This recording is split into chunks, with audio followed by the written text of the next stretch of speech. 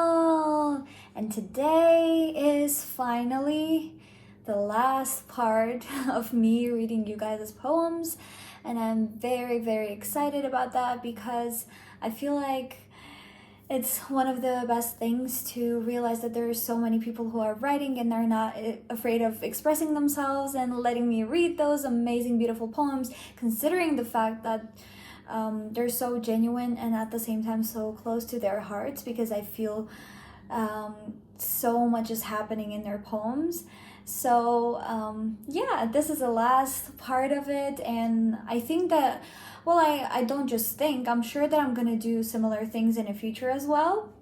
But for the time being, we'll pause for a while for you to get your inspiration.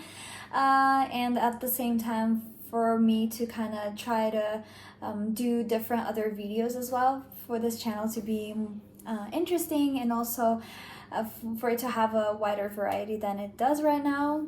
So yeah, I have a few poems today again, and today's poems are a bit, well, not all of them, but a few of them are a bit longer than the other ones, so I left those to this day because now I don't really have many poems left. So guys, please be what was it called?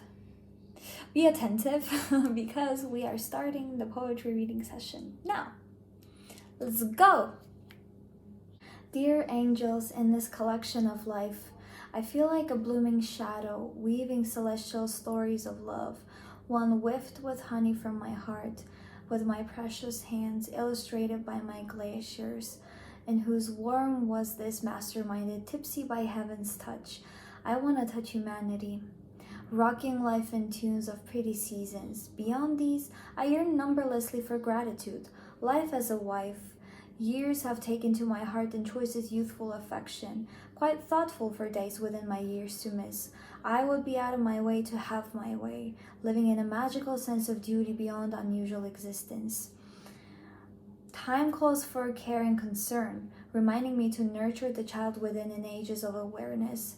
I would merge those dreams with every thought and intention, inviting Maggie within for my good, adorned in innocence and beauty as today. I feel heaven's help emerge from matter, from the sun, moon, and stars, my ambitions, sweet doctor of my wealth and health.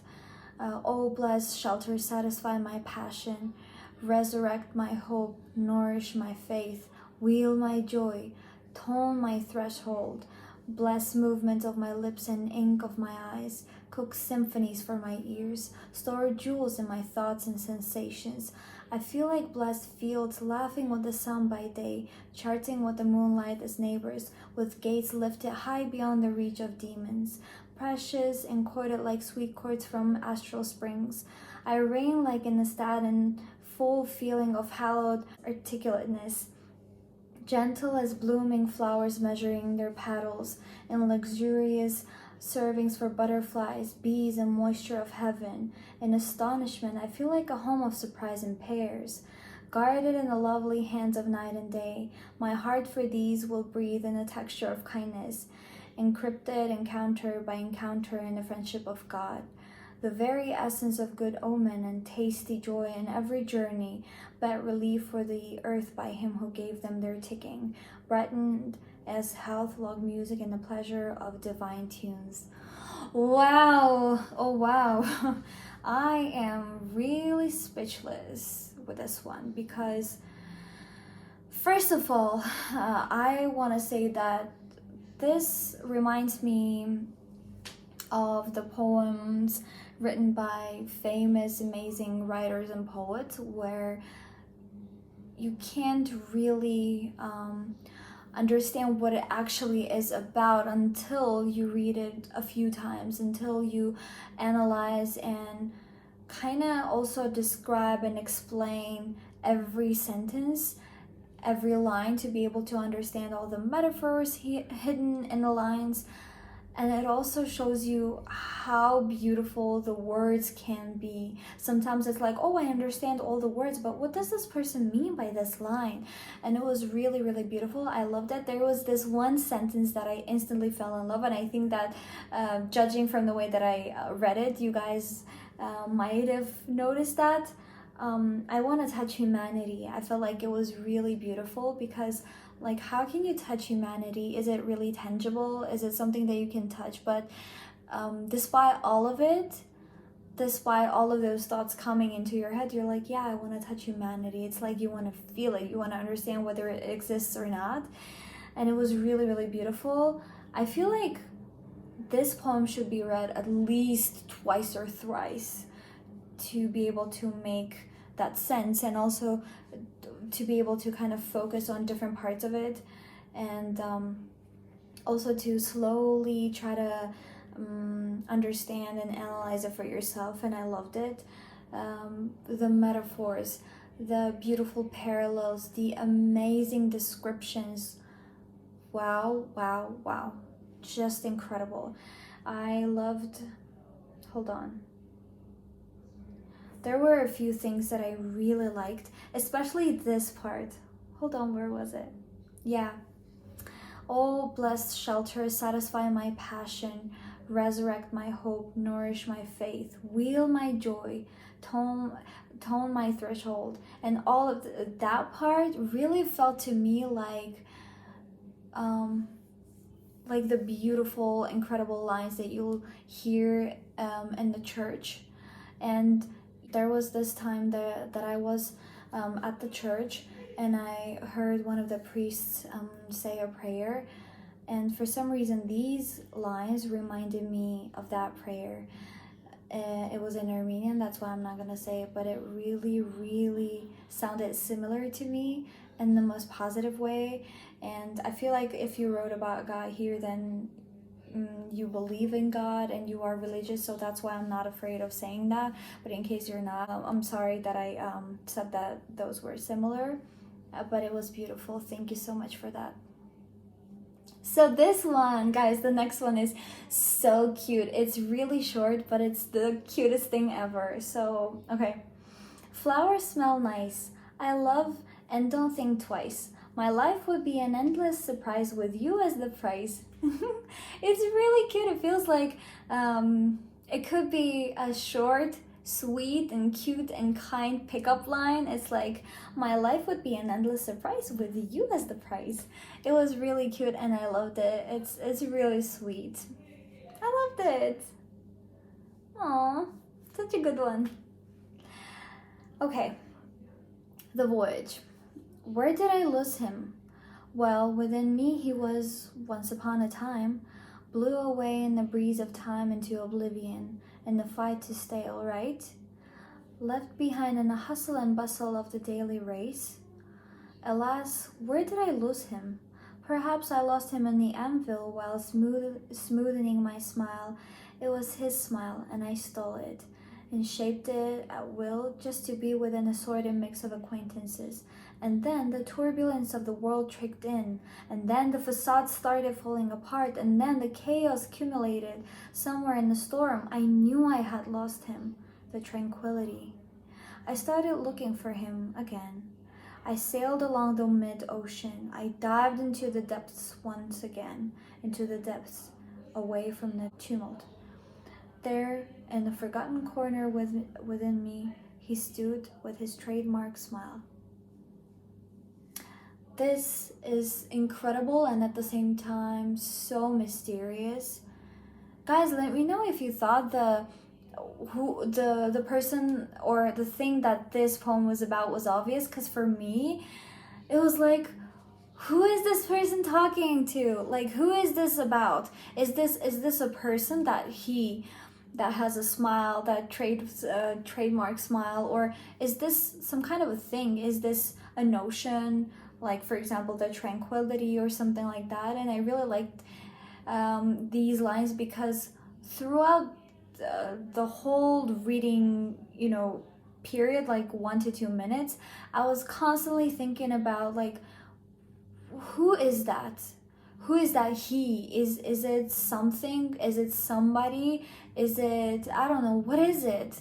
And I feel like that's what creates the mystery of this poem, is that you want to read more and more and more to be able to understand what that person is, or like is it something that we don't really know about, or is it something that we are going to understand by the end of the poem? And I really loved it.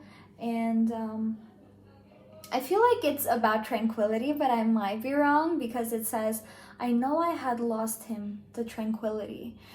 And I love that line a lot, because it's short, but at the same time it's so to the point. You clearly, like, it hits you in the spot. Like, I knew I had lost him, the tranquility. And I feel like all of us, if not all of us, then most of us have had those moments where you really understand that you've lost your tranquility. You can't stay calm anymore. Something is happening to you. It's a chaotic situation, and you just can't stop it. You don't know what to do to be able to change that situation.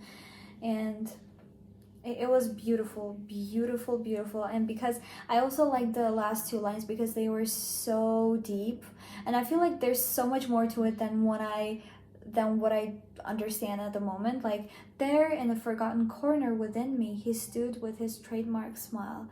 And you're like, okay, it felt like it was a cliffhanger of a detective book.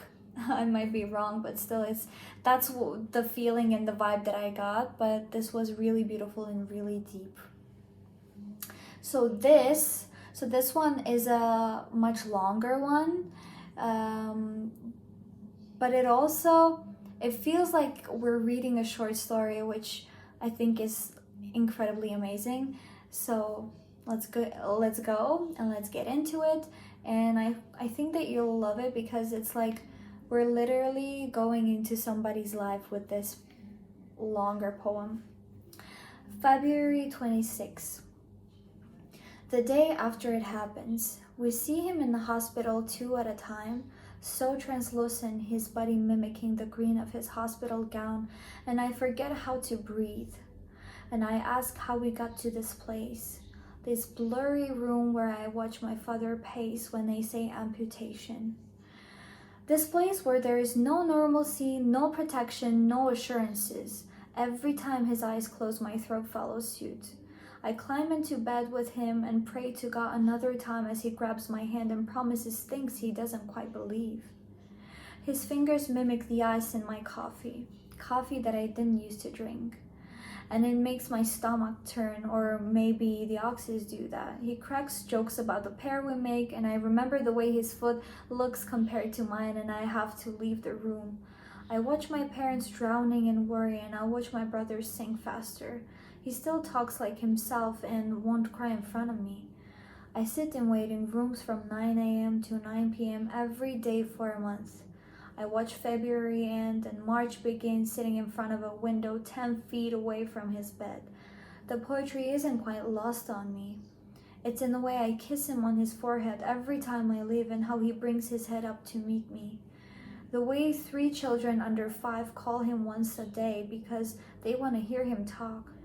The way my mother and father gripped each other's hands so tightly when the doctors came in those first days, and how 10 years of hatred disappeared for that moment only to return 2 weeks later. Hatred is funny that way. Love is funny that way.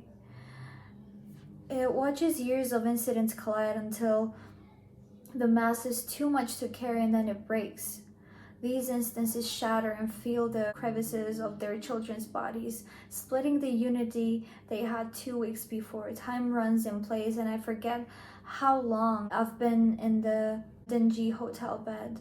I find comfort in the nooks of the hospital, quiet staircases and family conference rooms where the light flicker just so and turn off if there's no movement at the door for 60 minutes. I can watch the snow for these places and pretend in someone else somewhere else, someone who's not watching their brother fight for the life to come back into his limbs. I don't even have words to describe how beautiful this is. To be honest with you, I've always loved the poems, the books, and the songs where I could literally see emotions. I feel like, yeah, obviously in every piece of writing and in every piece of art there are emotions, don't get me wrong, but I've also realized that when the person literally takes themselves and puts themselves in that piece of art, emotionally, physically, in terms of thoughts as well. You can clearly see that, and it's really, really obvious. And this is what I saw here. You can literally see this person's emotions and what they're going through, and the whole situation and experience. It feels like I actually almost wanted to cry, and I kind of stopped myself because I'm filming a video, because I really felt those emotions. It felt to me like I was standing and watching the whole scene happen in front of me, and I wanted to help that person, and I knew that I couldn't do anything, which is the worst thing for me. The worst thing for me is when I want to help somebody and I know that I can't, because there's nothing that I can do for them, especially when it comes to medical stuff, right? Because obviously I'm not in that sphere. And I don't know, all the lines were so to the point, and I could imagine every word, every line, and everything that was going through in that person's heart and soul, and just everything that was going inside of them.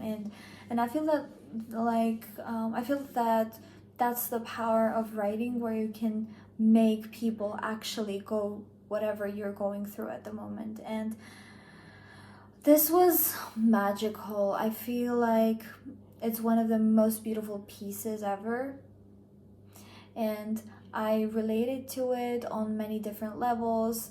Many different lines felt to me like I was the one writing them, because I've been through them, through those situations. But I also wanted to let you know that this poem felt also like a book. Not only a short story, but a book, because I really personally, I really want to know what is going to happen next. What happened? Is your brother okay? What is happening to him? First of all, I also forgot that I wanted to wish him all the best, all the health in the world, for him to get well soon, and for the whole family to reunite in happiness and health and joy. But it also makes the reader interested in what is going to happen next, because we're really, really hopeful throughout the whole poem. You feel like the things are like sad, and then you're like, okay, so something good is about to happen, I'm sure. And then at the end of it, we're like, the brother who's fighting for life, you're like, okay, so can we just understand whether it came true or not? But hopefully it did. And I hope that you really write about the continuation as well, because it really attracts everybody's attention with the genuine emotions that you put into this poem. Just mesmerizing and incredible. Do you remember that I said that in one of my videos? I said that there was somebody who said that the power of a poem is the extent to which it makes you kind of speechless at the end of it. Like in the power of silence it leaves you with at the end of it. So your poem literally did that for me. After I was done with the poem, I was left in silence, because first of all, I didn't know where to start. Second of all, because it made me feel so much. And thirdly, because it kind of makes your heart feel whatever you were feeling when you wrote it. And then you're like, okay, so wow, I'm so full of emotions, I can't even start speaking about it. So yeah, moving on to the next one. I met some fellows in life. Some were just so easy on the eyes, not only look-wise, but also personality-wise. Yet I still can't resist the thing that I have with this person, the feeling that I've never had before. It's all beyond my control. I 100% have no clue what this is, but it surely starts to bother me a lot.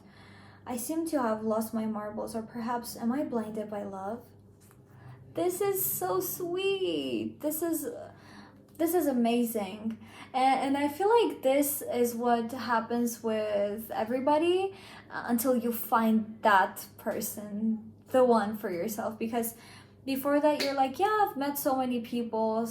They're the so many of them liked me, and then I couldn't like them back because I didn't like their personality, I didn't like this or that. And then there's this somebody who you have a connection with, and you really can't do anything about it because it's just your heart that controls everything, right? So, and you're like, I have no clue what this is, but it surely starts to bother me a lot. Like, and at that moment, you always start questioning whether this is love or not, whether this is a feeling that you invented for yourself, or is it real? So many questions are coming to your head after you realize that you're feeling something for somebody.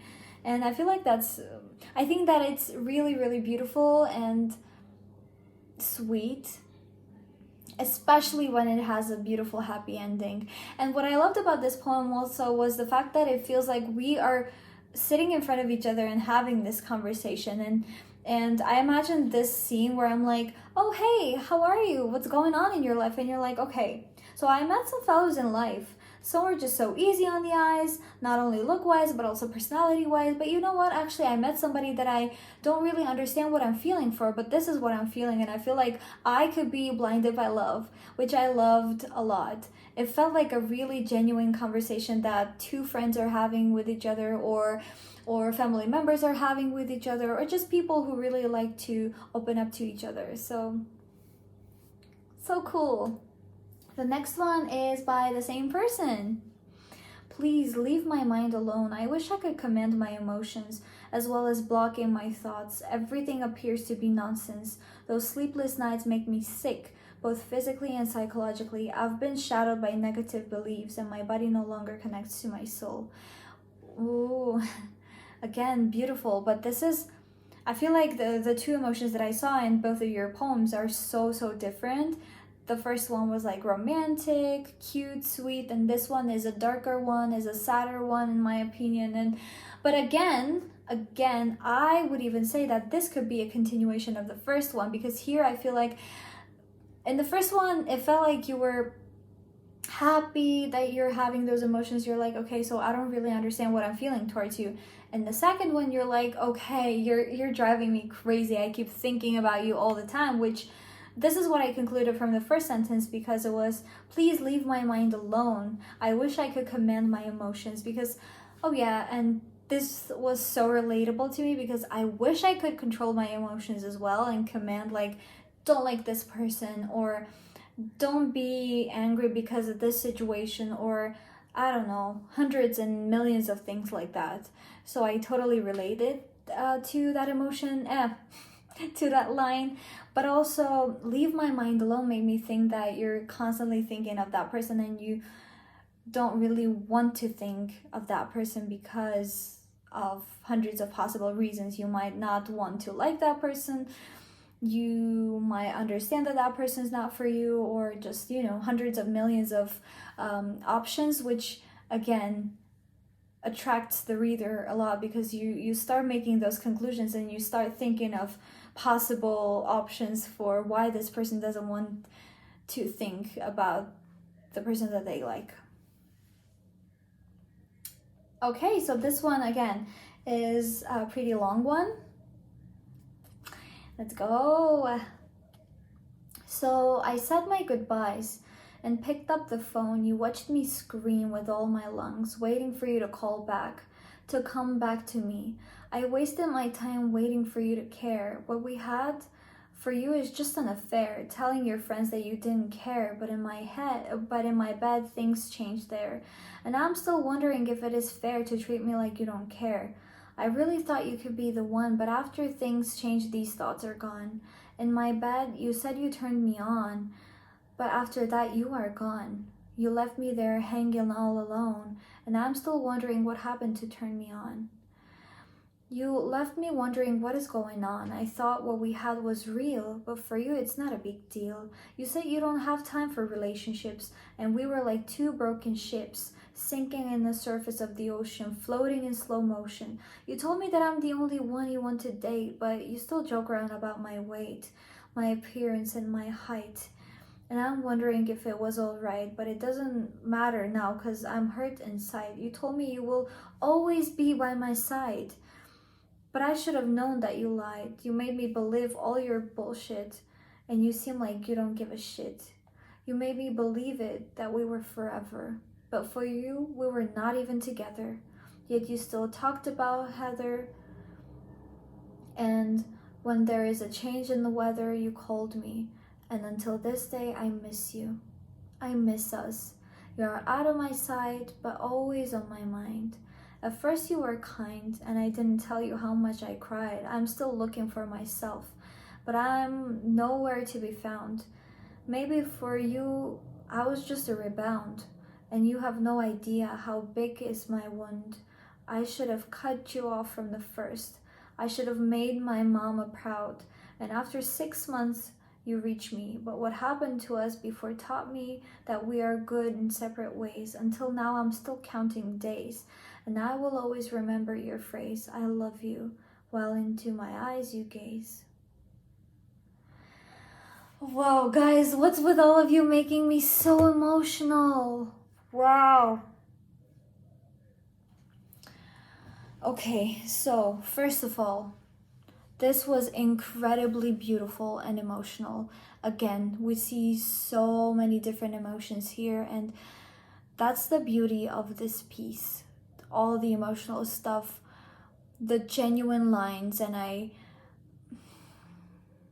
I'm so sorry that you've been left with such a broken heart, and I really, really hope you find the love that you deserve, and that you find the love where you'll feel completely appreciated, because I'm sure that you're amazing, and the lines that you wrote prove that, because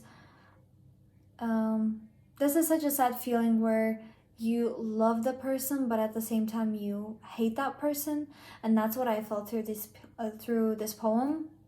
Because in some of the lines you're like, I miss you, for me it was real, I do this and that, and the other lines you were like, for you it didn't mean anything, I didn't want to believe your bullshit because I didn't mean anything to you. I think I was a rebound for you. So you're filled with that love and hate emotions, which is a really, really hard thing when you really want to hate a person because they've been wrong, they've been mistreating you, but you realize that you love them, you still love them, and it's really, really painful, and I'm really sorry that you're feeling that way.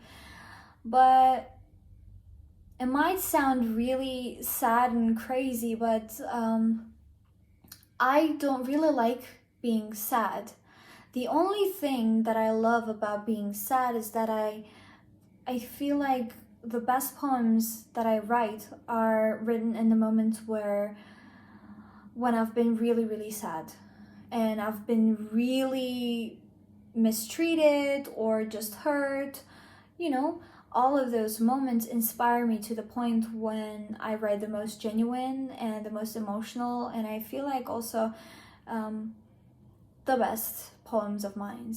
So sadly enough, I don't know, I'm sorry for saying this, but this poem is really beautiful, and sadly enough I feel like so many people are going to relate to this poem, because it has so many different emotions and so many different aspects that people relate to.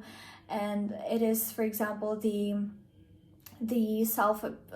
appearance, self-love, like for example when you said that person was making fun of your weight, which is not a beautiful thing to do, which is not a normal and a humanly thing to do. So especially with the 21st century, this the social media and everything like that, the appearance stuff and everything is really relatable to everybody, because is there even one person who hasn't been mistreated in terms of the appearance? I don't think so.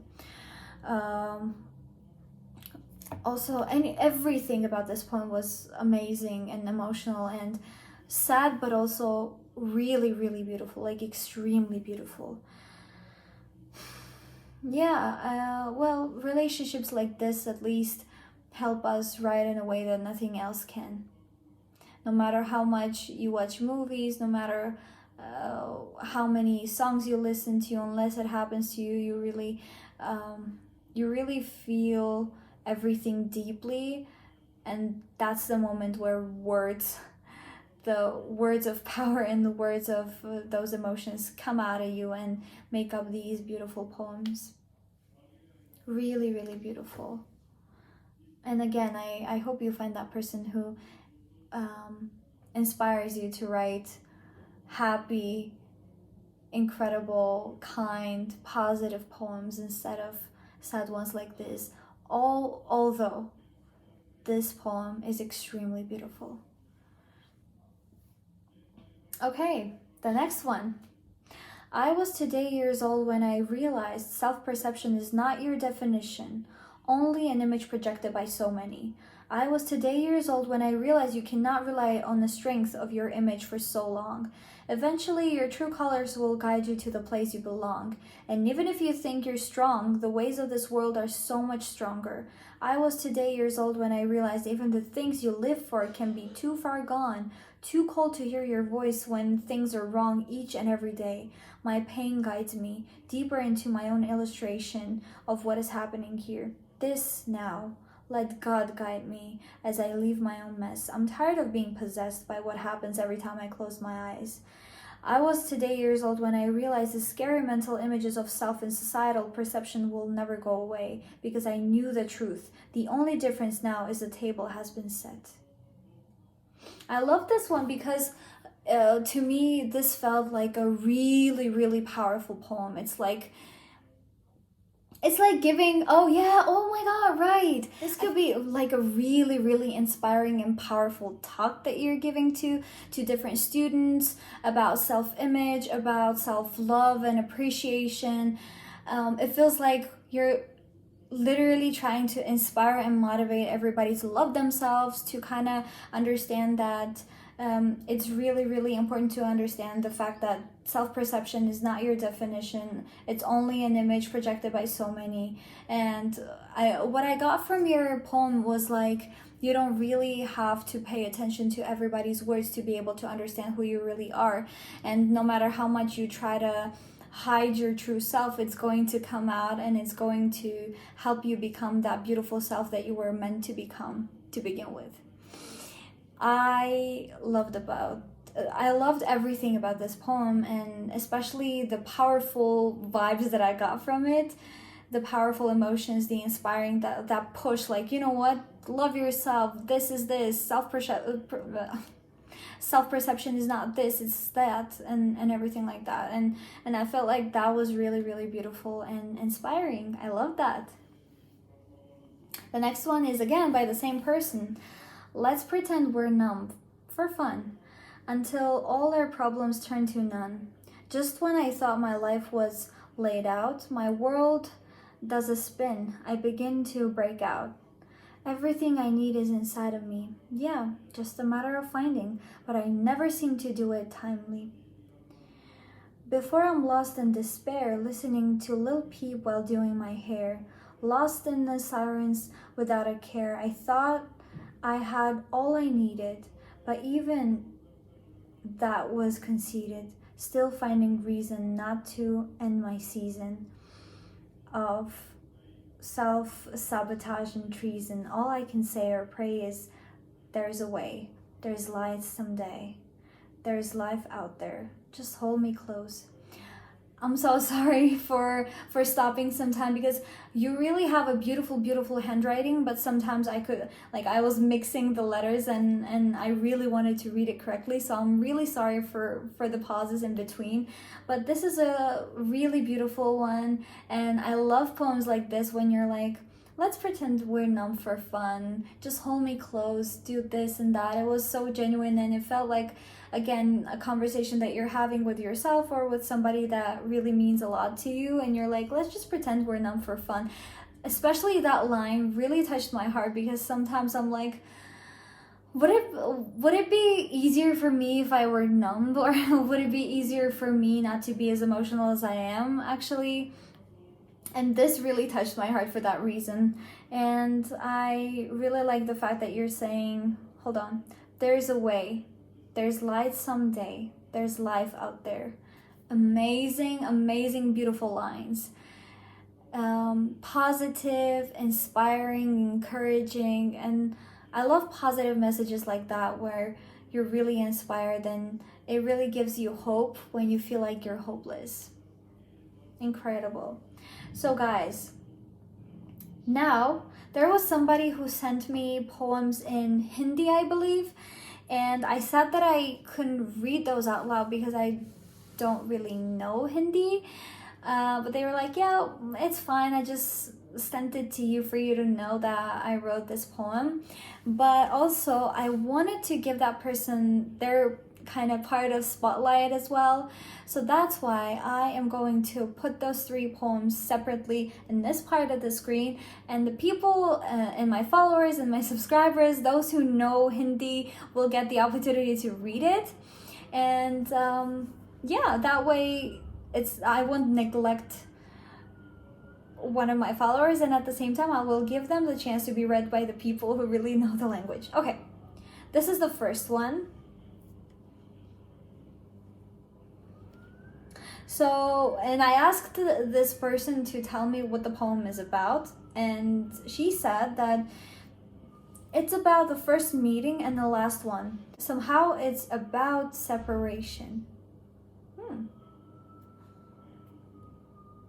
It seems really mysterious, and also I feel like, again, as just like a few of the poems that I've read again in this video as well, it feels like a short love story that we could witness. It's so windy outside.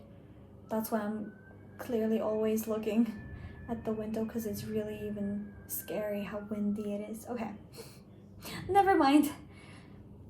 This is a second one by that same person, and this one is how you can tell someone the most special one the things you love, but you are afraid and don't know how to tell them. Oh, interesting. This could be this could be about, well, clearly I can't read it, but I'm supposing that this could be about like secret admirer kind of a thing, or this could be when you really even have all of those big emotions about your loved ones, for example family members or friends, but you're not the person who talks about their emotions, so you don't really know how to put those emotions into words or just say them out loud. And the last one, and this is about complications you face when you really want someone and at the same time you don't want them. Interesting, right? I'm waiting for you guys to read it. Again, that push and pull situation, that love and hate situation. I think that's really, really relatable to so many people. And we are done with this video, guys. I hope you enjoyed it. I hope you enjoyed the whole, kind of series of me reading your poems, and I personally really enjoyed doing that because it was amazing. I got to know that there's so many extremely talented people in this world, and so many people who don't really understand that they're so talented and so amazing with writing. So I really, really enjoyed it, and I hope you did it as well. And hopefully we'll do that again in the future. And for now, please like this video, subscribe to my channel to see the new videos, and we'll meet in the next video. Mwah! I love all of you, and I'm sending you hugs and kisses.